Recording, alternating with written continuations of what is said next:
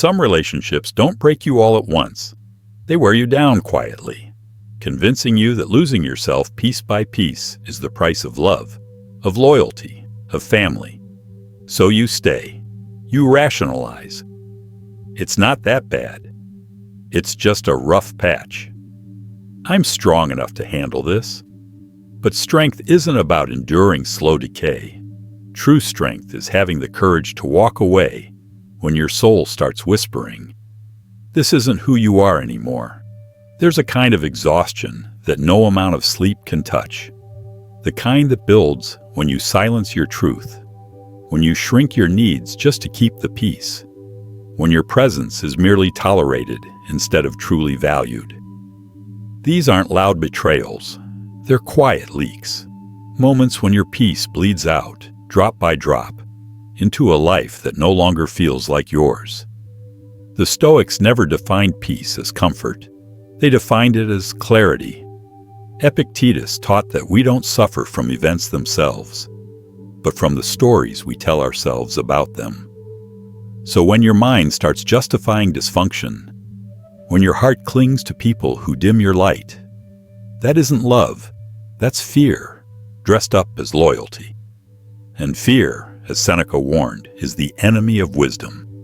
If this message stirs something in you, if it touches a truth you've been trying not to see, then maybe you're exactly where you need to be. And if this space helps you feel a little less alone, a little more clear, consider supporting it. It's how we keep these conversations alive. Ones that honor your truth, protect your peace, and remind you, leaving isn't quitting, it's growth. Carl Jung believed many of the relationships we cling to aren't choices, they're repetitions, patterns we haven't yet understood, wounds we haven't yet named. We think we're choosing love or belonging, but often we're just choosing what's familiar. The old friend who mocks you with a smile, the partner who withholds affection until you perform for it. They're not accidents, they're echoes, echoes of unresolved pain, echoes of the child within you still trying to earn what should have been given freely. Jung called this the psyche's attempt at completion. Our unconscious trying to finish an old story by casting new characters in familiar roles. But what happens when you finally see the pattern? Do you leave, or do you explain it away again? There's always a voice. They didn't mean it. Maybe I'm overreacting. It's not all bad. But here's the truth. If someone constantly makes you twist, shrink, or harden yourself just to stay close to them, that closeness isn't connection, it's captivity. And this is where Jung's concept of the shadow comes in. Often, the people we tolerate, even the ones who hurt us, reflect something we haven't yet faced in ourselves. That emotionally distant partner, maybe they mirror your earliest ache, the one shaped by longing for love that never came. That overly critical friend, they may embody the inner critic you try to drown out by chasing external validation. It feels like they're hurting you, but sometimes it's your own exiled parts that are being triggered. Why do we stay? Because facing the shadow, facing ourselves, can feel more terrifying than blaming others. It's easier to call someone toxic than to ask ourselves why we accepted it for so long. It's safer to try fixing them than to confront what in us needed their approval. But what if we stopped handing others the mirror? What if we turned it toward ourselves, not in judgment, but in understanding? Is leaving then weakness, or is it the first real act of strength? Most of us were taught that walking away means failure. But Marcus Aurelius said, "The soul becomes dyed with the color of its thoughts." And if your thoughts are constantly shaped by self-doubt, by second-guessing, by emotional damage control, then your soul is being dyed in colors that don't belong to you. Leaving isn't rejection, it's remembrance. It's choosing to no longer abandon yourself for the comfort of someone else. It's not giving up, it's coming home. It's choosing to unlearn your attachment to chaos. It's the quiet decision to stop repeating the same emotional loops and start choosing growth over familiarity. But what comes after the leaving? What happens when you're finally alone, with the silence that follows? Would you like me to continue from here? In a world that glorifies endurance, staying is often mistaken for strength. We're told to stick it out, to be loyal, to never give up on people. But there's a fine line between loyalty and self-abandonment. Not every relationship challenges you to rise. Some require you to shrink, to perform, to suppress your truth so someone else can remain comfortable. And we call that love. We call that commitment. But is it really strength, if the only thing growing is your tolerance for pain? Carl Jung was unflinching about this. True psychological growth, what he called individuation, requires a rupture, a break from unconscious patterns, inherited roles, and outdated identities. It's not about becoming someone new. It's about stripping away everything you never truly were. And often, that means walking away from the people, places, and personas that once made you feel safe. Because safety isn't always alignment. Sometimes it's a cage built from memory. Sometimes it's a version of yourself that no longer fits, clinging to an identity long expired. And the cost of staying? Your wholeness. So how do you know when it's time to let go? The Stoics taught that the highest good is living in accordance with nature, your nature. Marcus Aurelius wrote, "Waste no more time arguing what a good man should be one." That clarity, that alignment, that quiet self-honesty, that is evolution. But to become aligned, you must first name what is misaligned. The job that leaves you hollow. The friendship that subtly cuts you down. The relationship where your voice gets quieter every year. Jung warned that the longer we avoid inner conflict, the more likely it is to erupt. Through anxiety, depression, burnout, or destructive patterns, the soul will not stay silent forever. It begins with whispers. If ignored, it will eventually scream. And the truth is, leaving won't always feel brave. Sometimes it will be invisible. No grand exit, no closure, just a quiet shift inside. A moment where you decide to stop betraying yourself. And that's where many people get stuck. Not in the leaving, but in the guilt that follows. Guilt for growing. Guilt for evolving beyond someone you once loved. Guilt for choosing peace over familiarity. But often guilt is just the residue of an old identity unraveling. The grief of evolution. Seneca said, "No man was ever wise by chance." Wisdom is born of solitude, of honest reflection, and often of loss. Loss of comfort, loss of illusion, loss of the belief that staying means succeeding. Jung believed what we don't consciously release will sabotage us from the shadows. So individuation demands more than passive endurance. It demands active separation from illusions, from roles, from people who no longer meet you where you truly are. So the question isn't, are you strong enough to stay? The real question is, are you brave enough to leave when staying means abandoning yourself? What would it mean to stop calling it loyalty and start calling it what it really is? Fear of the unknown dressed as devotion. Jung lived this truth. His break from Freud wasn't just academic. It was personal, existential. Freud wasn't merely a mentor. He was a father figure.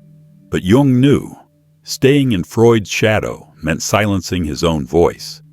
So he stepped away. It wasn't graceful.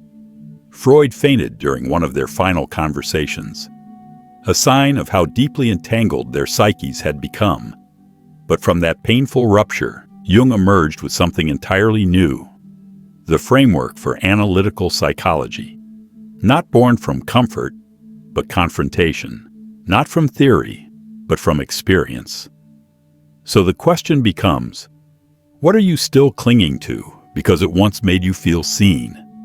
And what might be waiting for you on the other side of your own rupture? Because rupture, though painful, is a portal. It breaks the illusion of safety. It forces clarity. And it creates the space for something truer to emerge. Most people fear this separation, not because it's wrong, but because it challenges the identity they built around someone else's acceptance. Seneca once wrote, "It is not that we have a short time to live, but that we waste much of it." How much of your life has been spent contorting yourself just to keep certain relationships from falling apart? We call it love. We call it compromise. But deep down, we know when we're not being honest with ourselves. And there is always a cost. At first, it's subtle. You filter your words, you silence your needs, you shrink. But over time, that cost becomes unbearable. You feel it in your body, in your silence, in the dissonance between who you are and who you're pretending to be. That's not a phase. That's your psyche crying for alignment. So what if letting go is the most faithful thing you can do? Not to them, but to yourself. Jung once said, "I am not what happened to me. I am what I choose to become." And that choice often begins after the rupture. In the stillness where old roles dissolve and a truer self begins to take shape. Not all at once, but slowly. As you reclaim the energy you once gave away just to belong. Because true belonging doesn't require you to shrink. It asks you to stand fully in your truth. And once you do, the right people, the right path, will begin to find you. But before the clarity comes, there is always the chaos, the grief, the second guessing, the silence, and the fear that you've made a mistake, that you'll end up alone. But isn't it also possible that in that silence, you finally hear your own voice? And if you could hear it clearly, what might it say back? Because walking away doesn't just mean losing someone else. It often feels like losing yourself. Not because you're weak, but because the version of you that existed with them is now fading. That's not failure. That's transformation. Jung called it the fear of the void. The psychological emptiness that arises when the structures we've built our identity around begin to collapse. But here's the paradox. That void you fear, it's often the space where your real self is waiting. So why do we cling to pain? Because we confuse the familiar with the safe. We mistake repetition for love. We mistake chaos for passion. But Seneca said, "We suffer more in imagination than in reality." And that's true of letting go. We imagine ourselves shattered, lost, alone. We project catastrophe onto solitude. But solitude, in its truest form, isn't emptiness. It's clarity. It's the removal of noise, distortion, and borrowed voices. So ask yourself, is it really love if it costs you your peace? Jung believed the journey toward wholeness demands the dismantling of false identities, not because they were wrong, but because they were incomplete. And now, it's time to become something more. He once argued that we don't become who we are by adding more, but by subtracting what was never truly ours. The attachments we cling to, many of them are inherited, beliefs handed down, roles imposed, emotional debts passed silently through generations. And until we step into the unknown and allow those attachments to fall away, we remain stuck, repeating the same patterns, just in new disguises. So what does freedom actually look like? Not a sudden wave of peace, not the immediate arrival of certainty, but the willingness to sit in the silence without rushing to fill it. The courage to let your identity rebuild itself from the inside out, not from the expectations of others. That space, empty, raw, and uncertain, is where individuation begins. It's where you stop performing and start becoming. And in that stillness, when the noise fades and there's no one left to impress, no one left to please, who do you finally meet? Jung would call this the soul's quiet compromise. We trade authenticity for the illusion of belonging. At first, we just bite our tongue to keep the peace. We edit our truth for approval. But eventually, we forget the sound of our own voice. We become shapeshifters, wearing masks to be accepted, until slowly, silently, something inside begins to vanish. What disappears isn't weakness, it's vitality, aliveness, the truth of who we are. The Stoics warned us about this kind of self-abandonment.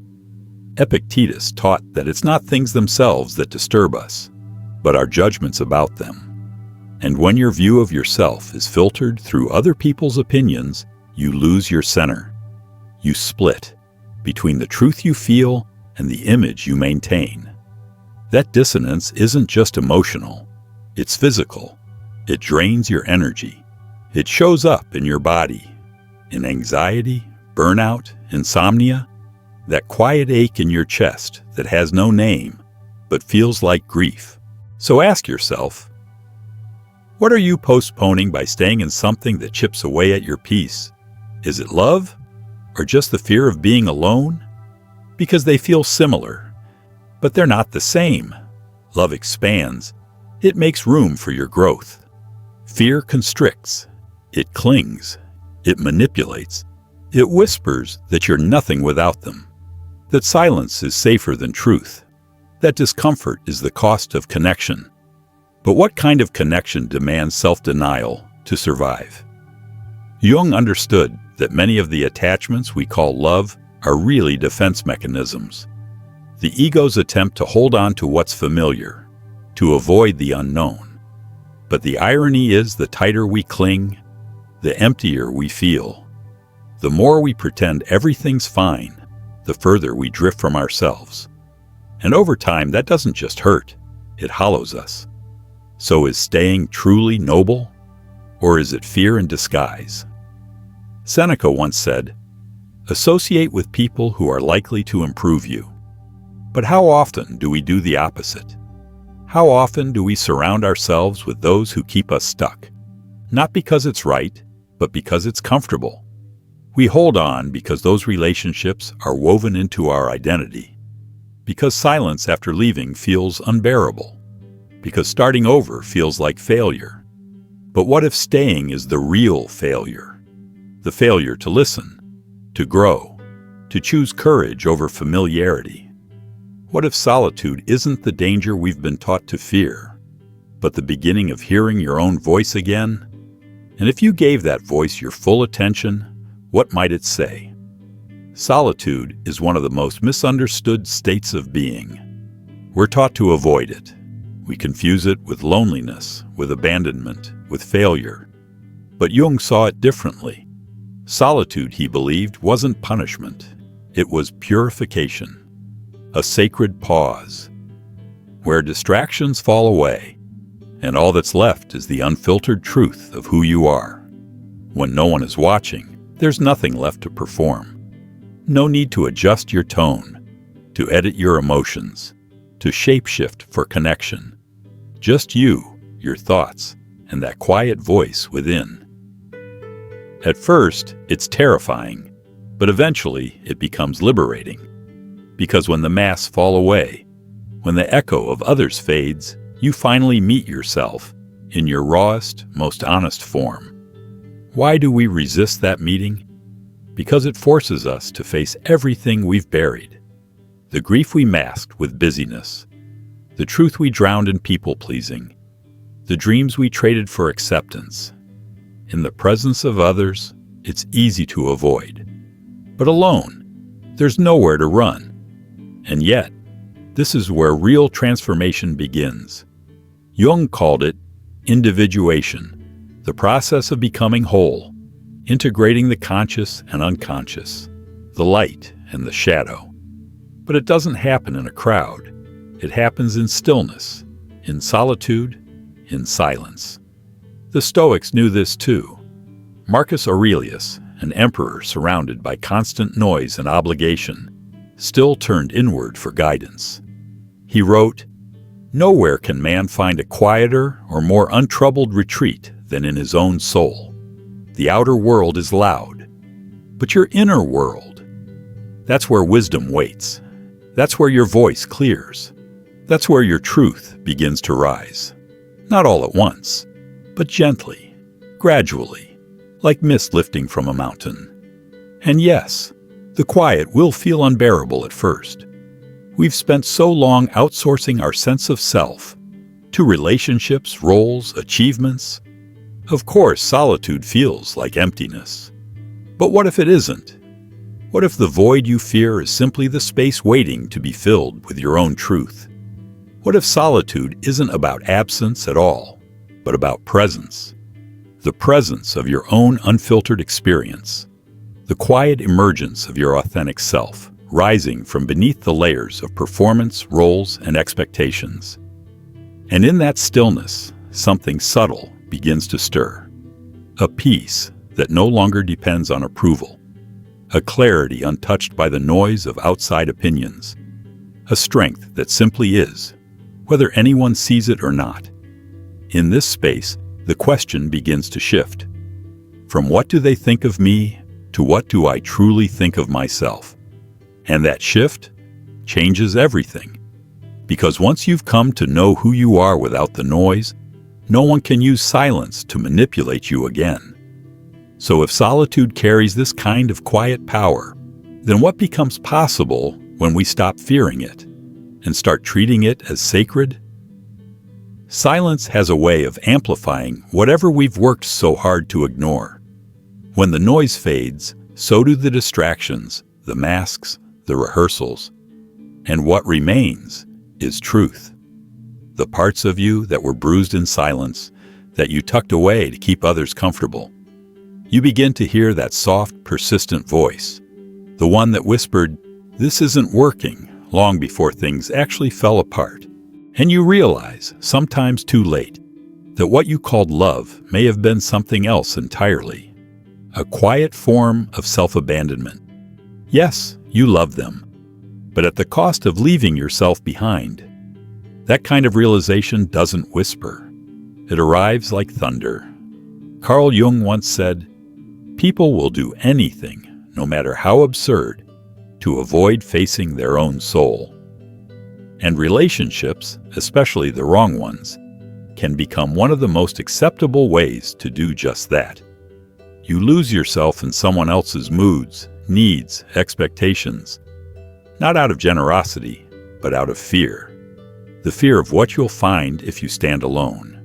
So you sacrifice your truth to keep the peace.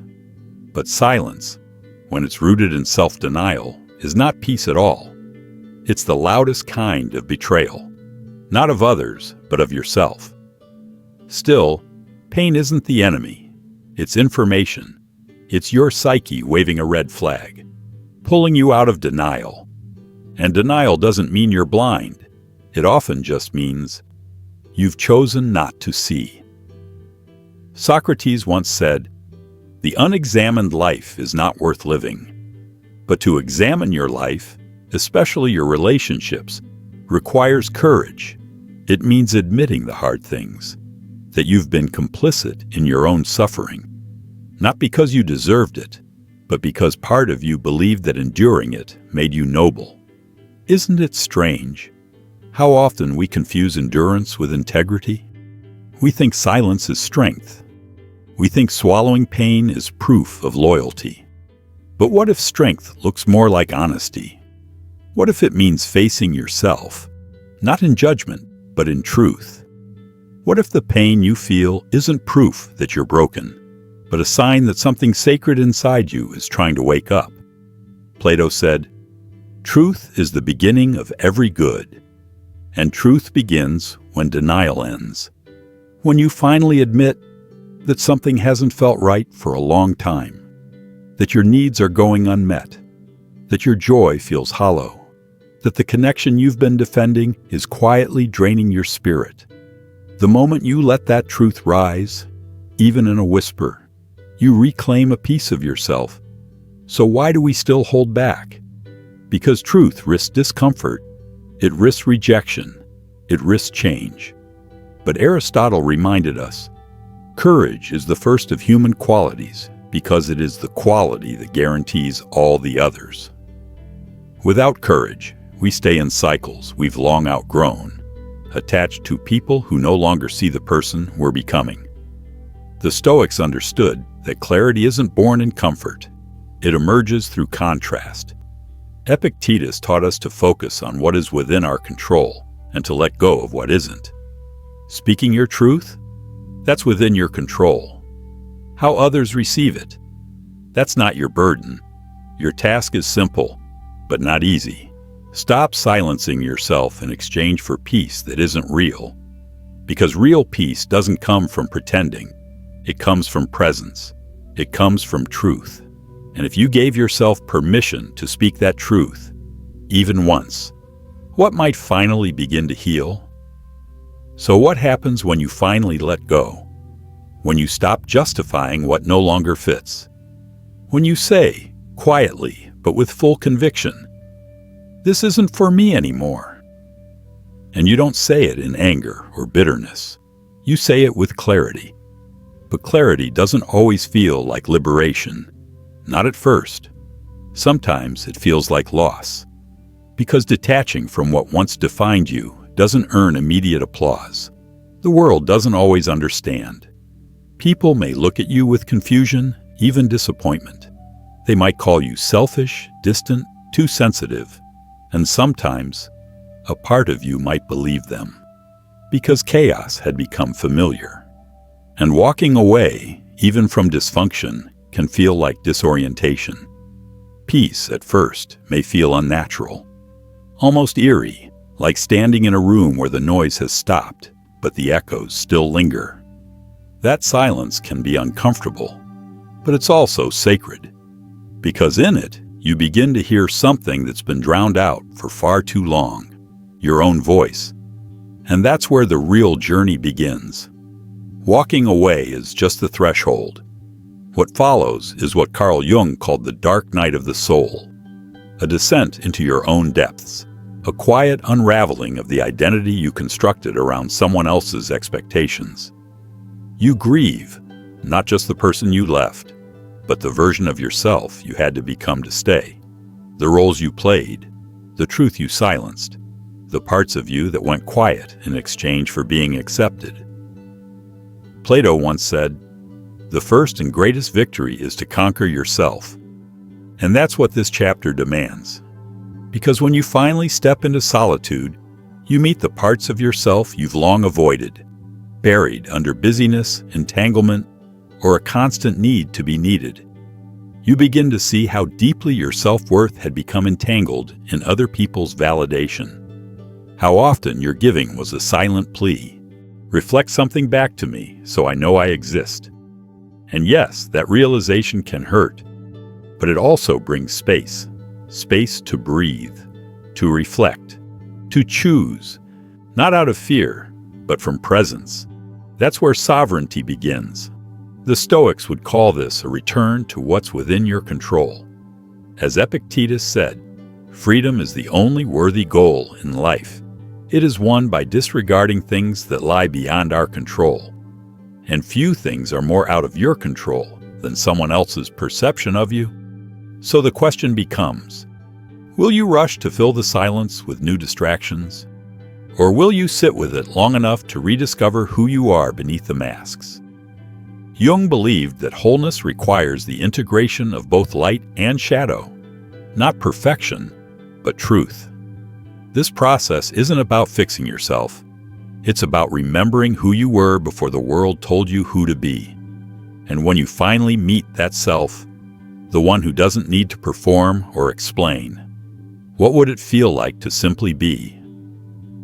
From that place of grounded being, what kind of life could you begin to build? Jung said, "Until you make the unconscious conscious, it will direct your life, and you will call it fate." He wasn't speaking in metaphor. He meant it. Because when you're unaware of the wounds driving your choices, you repeat the same stories and call it destiny. You seek familiar pain and label it love. You silence your voice and call it humility. You exhaust yourself chasing people who never really see you, believing it's noble. But it's not fate. It's programming. And walking away. That's how you take the pen back. That's how you begin to write your life from awareness, not from survival. You stop letting your history define your horizon. And slowly, without force, you stop searching for someone to complete you. You stop believing you're missing something. You realize you were never broken. You were just buried. And as those hidden parts return home, something else shifts. Not just within you, but around you. Not because you're raising your standards out of fear, but because your self-worth is no longer negotiable. You stop craving mirrors. You start becoming the light. And maybe that's the whole point. We weren't meant to stay the same. Growth is not betrayal. It's nature. Marcus Aurelius reminded himself daily. Life is change, and resistance to change is resistance to nature itself. When you cling to what no longer serves you, you're not being loyal. You're self-sabotaging. Every relationship is either aligned with your evolution, or it's an anchor, wrapped in nostalgia, guilt, or fear. So how do you tell the difference? Not through logic, but by listening to your soul after the conversation ends. Not to what they said, but to what your body did when you walked away. Did it shrink?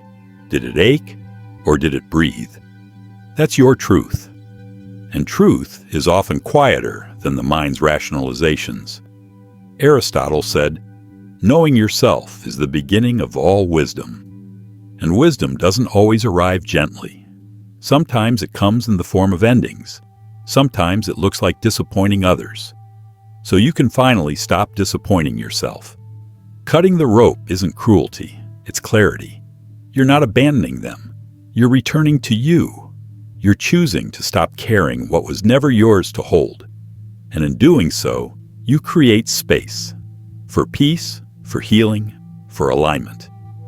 Socrates once said, "The secret of change is to focus all of your energy not on fighting the old, but on building the new." Letting go isn't war, it's release. It's the quiet, steady trust that your worth was never meant to be measured by how long you endure. But what if it's not about how long you've held on, but how deeply you're willing to honor what's true now? Because there comes a point, a quiet tension between who you've been and who you're becoming. And in that space, you have a choice. Do you stay out of habit?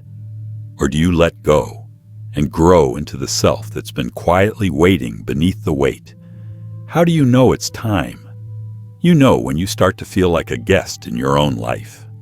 When their presence starts to feel like a performance. When you leave conversations not feeling heard, but edited. It's subtle at first. You soften your tone. You skip over certain truths. You laugh when something in you wants to be still. And eventually, it becomes routine. You're no longer living. You're managing perceptions. The danger is, you might start believing that this edited version is who you really are. Marcus Aurelius warned, "Never value anything as profitable that causes you to break your promise, lose your self-respect, or hate another man." And yet, we break quiet promises to ourselves daily just to preserve surface-level harmony. But harmony that costs your wholeness is not peace. If you wake up one day and realize you're following a script instead of living a life, that's not weakness. That's your inner self asking, "Are you ready to stop performing?" It's time when every interaction starts feeling like a compromise between your truth and their comfort. When you ask, "What version of me do they accept?" instead of, "Who am I, really?" Aristotle said, "Knowing yourself is the beginning of all wisdom." But how can you truly know yourself when you're constantly reshaping who you are to fit into someone else's expectations? So what do you do when you realize you're not living, you're merely enduring? That moment, that awareness, is the hinge. And when it comes, you have a choice. You can stay and slowly disappear into a version of yourself that doesn't feel real anymore. Or you can walk away, not in anger, not in haste, but with clarity, with grace, with the quiet knowing that leaving isn't the end of the story. It's the beginning of a new chapter. And no, it won't be immediate. It won't be effortless. Healing rarely is.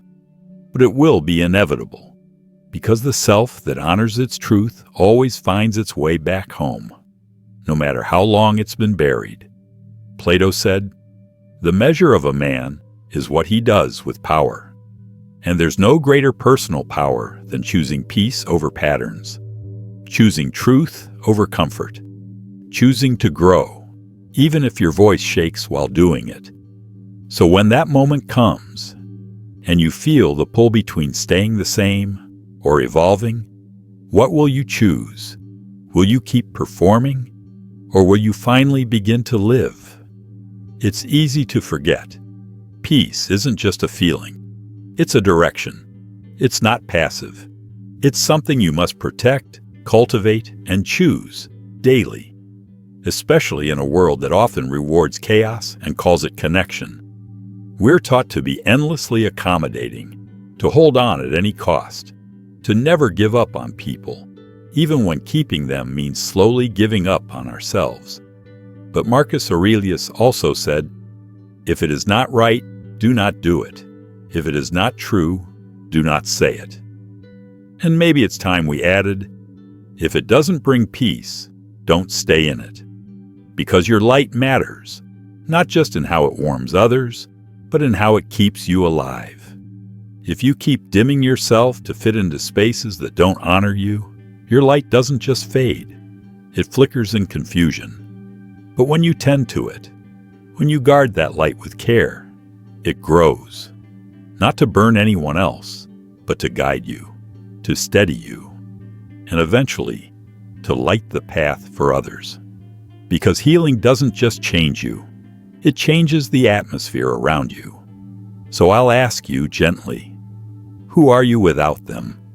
Not the version you shaped to be accepted, not the one who stayed quiet to avoid conflict, but the real you, the one who always knew what peace felt like, even if you were never given permission to pursue it. And if you let that version rise, if you choose your truth over your past, who could you become? Have you ever had to make that choice? To leave a relationship, a role, or a version of yourself just to breathe again? What did you find in that quiet after the noise faded? If it feels right, share it in the comments. Because someone out there is searching for the strength they don't yet know they have. And your story might be the one that reminds them it's possible. And if this message helped give language to something you've been carrying, consider subscribing. We're building something here, not based on loudness, but on presence, not on reaction, but resilience, the kind of quiet wisdom the Stoics lived by. And above all, remember this: choosing peace isn't selfish. It's sacred. It's not an escape from others. It's a return to yourself. See you in the next one.